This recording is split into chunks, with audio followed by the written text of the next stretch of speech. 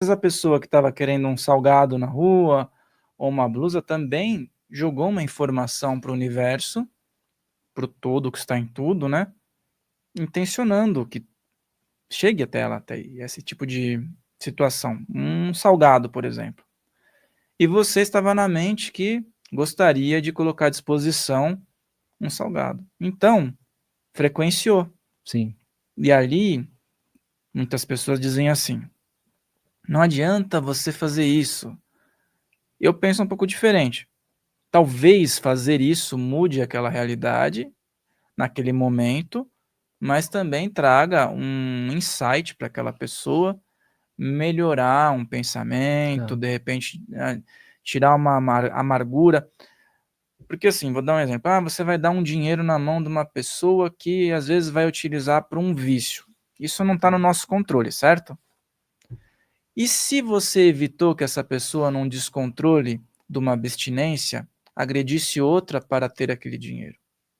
Você Sim. não fez uma boa ação para a pessoa que poderia ser agredida por um descontrole, que é uma doença que a pessoa tem, uma obsessão espiritual que está ali infernizando ela? Então, de qualquer forma, a tua ação é válida, né? Sempre é válida. E, na verdade, o resultado disso pouco importa. Porque a gente cai onde, de novo? No poder, no controle. Eu quero dar, mas eu quero ter o poder de saber o que você vai fazer com isso. E, na verdade, isso não é entrega, isso é apego, isso é controle, isso não é compaixão, isso é pena, porque eu me sinto superior àquela pessoa, então eu vou te dar algo, tá? Porque eu sou bonzinho, porque eu quero mostrar para o mundo que eu estou fazendo algo. Isso é apego. Está vivendo ainda na vibração do sofrimento. Agora, a entrega, o que é? Cara, eu vou entregar para você o que eu senti no meu coração de entregar, não me senti obrigado. Senti no meu coração de entregar. O que você vai fazer com isso já não é mais problema meu. Eu entreguei, eu soltei.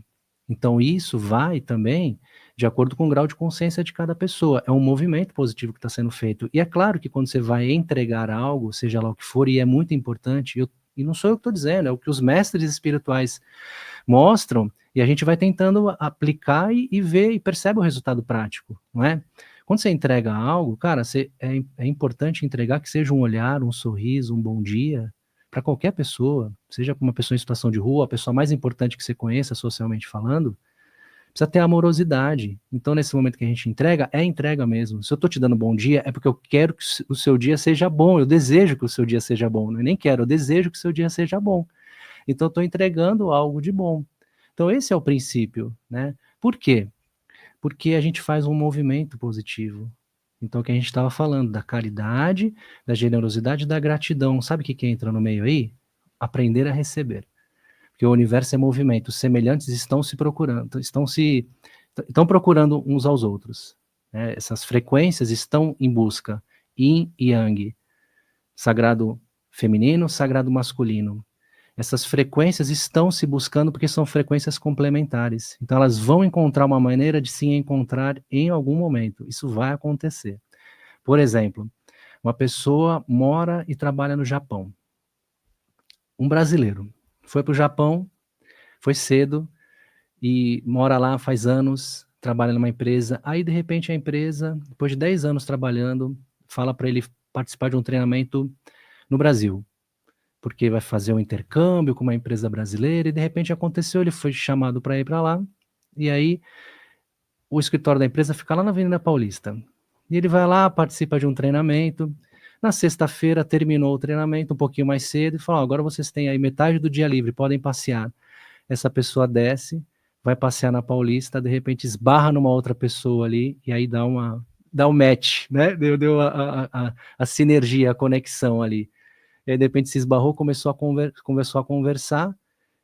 Aí tem alguns nomes para isso, né? Carl Gustav Jung deu o nome disso de sincronicidade.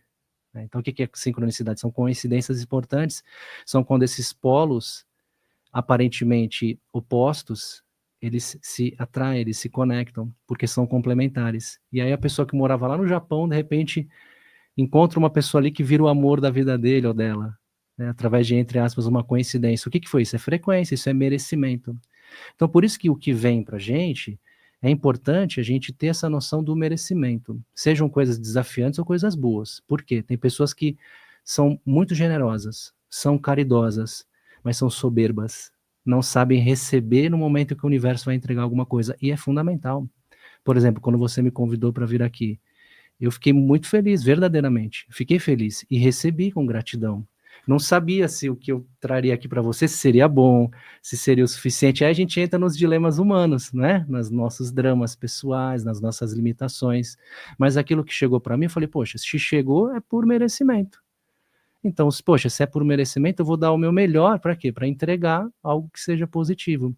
Então a gente precisa também observar esse lance, né? De que a gente não se desenvolve sozinho. Cara, nós não estamos vivendo aqui com bilhões de pessoas encarnadas à toa. Você pode tentar se isolar no alto da montanha, você vai ter que descer em algum momento. Sempre vai ter alguém que vai poder contribuir para alguma situação. E aí essa questão do merecimento, cara. Merecimento é algo que eu acredito que é um pouco turvo para algumas pessoas.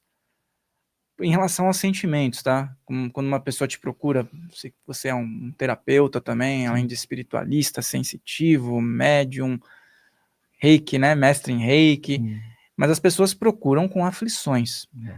Então, o fato do merecimento, que nem existe polaridades. A pessoa acredita que merece tal situação e fica com muita raiva por não estar recebendo. Mas eu mereço isso. E ela já está jogando com raiva esse mereço. E aí, como é que fica? Porque como é que você ajuda uma pessoa a identificar o sentimento dela?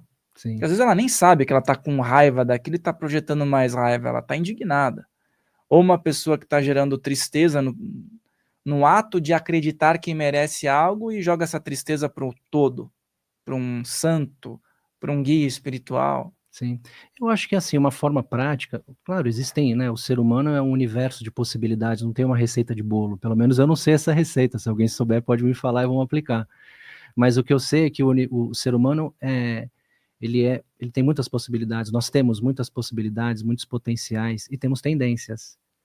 Então, hoje a psicologia, né, a medicina, a espiritualidade já mapeou algumas dessas tendências, mas são apenas tendências. Né? Então, o ser humano realmente é um universo de possibilidades. Mas, claro, existem tendências que vão ser mais aparentes dentro da nossa personalidade. Então, tem pessoas, por exemplo, que são pessoas mais extrovertidas, né? São pessoas que se identificam mais na conexão com outras pessoas. Elas se alimentam psiquicamente através de conversas, através de contar as suas histórias. Então, esse é um, vamos dizer assim, um padrão. Tem pessoas que têm um padrão mais introvertido, que é o meu caso, né? Ou seja, gosta de ficar um pouco mais quietinho, se entende melhor quando está sozinho, solidão não é um problema, né? Para o extrovertido, a solidão é um problema, cara. Para o introvertido é uma delícia. Só que é aquela história, né? Se você viver só na solidão, você vai cair numa polaridade que vai te fazer mal, porque a relação humana é importante.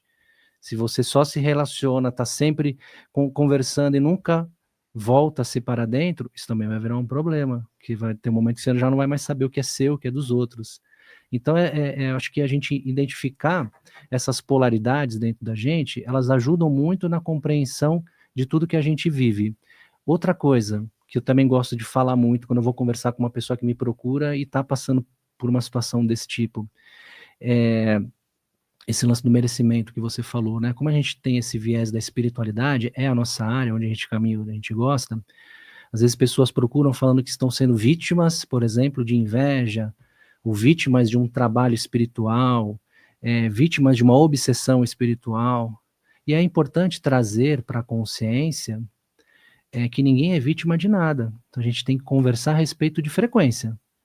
Então, se a gente consegue romper essa barreira, né, essa barreira aí, de compreender que, peraí, aquilo que está chegando para mim, de alguma maneira, a minha vibração ou o meu pensamento, mesmo que seja inconsciente, ele trouxe isso para perto. Então, o que eu tenho para aprender com isso? Então, eu preciso aprender, porque o que eu estou vivendo também é por merecimento. E quando eu viro essa chavinha, aí eu começo a abrir o meu canal para outros lugares. Então, assim, aquela história, né? O que você está procurando está te procurando também. Então, é muito interessante isso, que se você corre atrás de algo, isso vai fugir de você. não é? De alguma maneira isso vai fugir de você. Temos um convidado especial aqui passeando Temos com a gente. A Meve Cadê sempre a Meve? vem aqui, Vem cá, menina. uma gatuna, mostra aí pro pessoal, olha a Dá um Meve. oizinho aqui, ó. Viu? Você atraiu a presença da Você quer felina. aparecer, né, menina? É uma graça. Então, você sabe que os bichinhos, eles gostam, né, dessas frequências, dessas vibrações, né? Em especial o gato, quando a gente está falando de energia, eu falo que eu tenho 2 meninas lá em casa, né, 2 gatinhas, a Buda e a Mimi, e cada uma com a sua personalidade, mas elas se atraem, né, por esses determinados tipos de vibração. Então ela está aqui agora com a gente, né? E tudo é merecimento. Então se essa gatinha linda veio agora aqui pertinho, é porque eu tenho merecimento desse carinho dela, né? Não, e eles atuam de forma terapêutica Pega ela, também, pô. né? Vamos deixar ela nos bastidores ali, que daqui a pouco ela volta aqui. E aí eles atuam, né, energeticamente também, né? Os cães, os gatos são mais apropriados, né, na questão energética. Os cães sucumbem mais. Agora eu notei, nós estamos com uma camiseta parecida, né? Parecido. Então é frequência, né? Camiseta parecida, blusa parecida. Vamos falar real, né? Vamos falar real, né? Eu mandei uma foto e falou, beleza, eu vou usar a mesma roupa hoje, Diego. Mentira, tô brincando. Foi por frequência mesmo. Sintonizou, hein? Que coisa legal. E você sabe que os gatinhos, os felinos, eles são cuidadores energéticos do ambiente. Então pode observar, onde o gatinho fica mais tempo é onde está precisando de uma atenção mais especial ali com relação à energia. Se o gatinho está ficando ali é porque ele está trabalhando normalmente, né, gente? Isso é uma tendência, não vamos levar como regra. É porque ele está trabalhando ali a energia daquele lugar. Quando ele está perto da gente, às vezes o gatinho se instala em lugares assim, normalmente está trabalhando as nossas energias. E o cachorro, por amor ao seu tutor, ele puxa a energia para ele. Então, por isso que pode acontecer, às vezes, do cachorrinho adoecer por um movimento ali amoroso, né? Mas é claro, a gente tem que ter muita consciência com relação a isso, porque a gente não pode generalizar. De repente, uma pessoa está com um cachorrinho doente, não é que ele puxou a sua doença, não é isso. Mas quando a gente tem uma visão mais ampla, a gente percebe que os animais acessam frequências, acessam pensamentos que a gente não consegue perceber. E isso é interessante, porque a gente fala de pensamento, a gente está dentro de um universo subjetivo, não é? Então, por exemplo, se a gente faz uma pergunta para as pessoas que estão acompanhando aqui a gente agora, né? A pessoa que está acompanhando a gente aqui, agradeço aqui a sua audiência conosco aqui, se inscreva no canal, protocolos aí, segue as dicas do Fael, viu? Que essa é a nossa energia de troca, né? Podemos falar sobre isso também, sobre troca. Perguntar para o pessoal que está acompanhando a gente aqui, né? É possível ver um pensamento? Você fala assim, poxa, eu estou pensando aqui numa flor, né? Estou pensando em algo. É possível ver esse pensamento? Talvez o ímpeto seja falar, não é possível ver. Só que o pensamento, ele é muito mais material do que a gente consegue, neste primeiro momento, identificar. Então, todo pensamento, ele é sutil, mas ele é feito de matéria sutil. Então, todo pensamento tem uma forma, o que a gente chama de forma-pensamento. Então, isso é a parte mais densa, vamos dizer assim, do pensamento. E aí, depois, quando ele vai se caracterizando mais, ele vai ganhando uma forma, mais sutil, né? Quando ele vai ganhando uma forma, aí ele ganha um nome, ele ganha uma palavra. Por exemplo, pensei num livro. Então, esse livro começa a ganhar uma forma dentro de mim, dentro do meu pensamento, porque tem um nome. E esse nome ele vai me levar a compreender alguma coisa.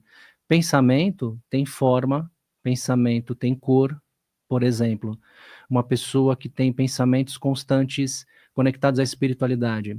São pensamentos que têm a tendência de ter uma cor mais amarelada, um amarelo vivo, cor do sol.